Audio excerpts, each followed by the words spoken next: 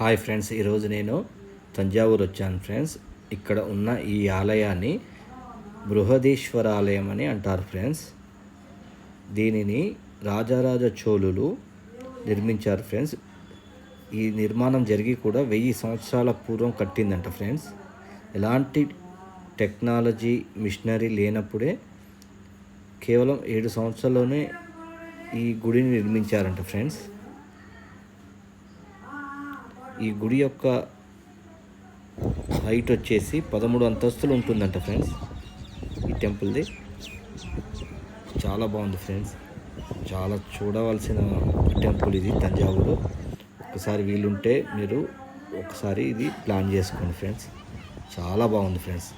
ఒక రోజు మొత్తం, ఒక డే మొత్తం పడుతుంది ఫ్రెండ్స్. కరెక్ట్గా ఈ గుడి లోపల అన్నీ చూడాలంటే కంపల్సరీ మిస్ చేయకండి.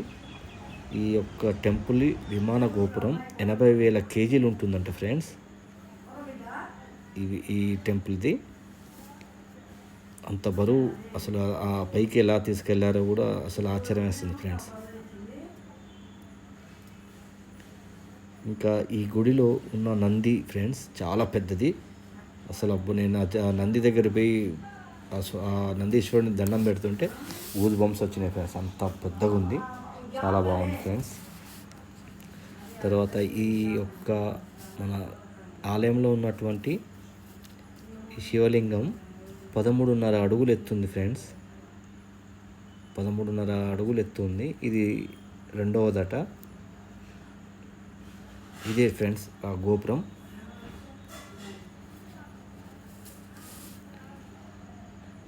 చూడండి ఫ్రెండ్స్, అసలు ఎలా నిర్మించారు. అసలు అది లైవ్లో చూస్తే మీరు అసలు పరిశాన్ అవుతారు ఫ్రెండ్స్. అసలు మామూలుగా లేదు, మత్తిపోతుంది ఫ్రెండ్స్. మస్తుంది. కంపల్సరీ ఒకసారి విజిట్ చేయండి ఫ్రెండ్స్. నేనైతే మాటల్లో చెప్పలేను. ఓకేనా ఫ్రెండ్స్. చూడండి, ఇది స్వామివారి విగ్రహం, శివలింగం ఆ టెంపుల్ లోపల 13.5 అడుగులు ఉంటుందంట ఫ్రెండ్స్. ఇది అసలు ఆ కళాఖండాలు, అసలు ఆ శిల్పులు, అసలు వాళ్ళు ఎంత బాగుందో ఫ్రెండ్స్. మస్తుంది. ఒకసారి కంపల్సరీ వెళ్ళండి ఫ్రెండ్స్. బాయ్.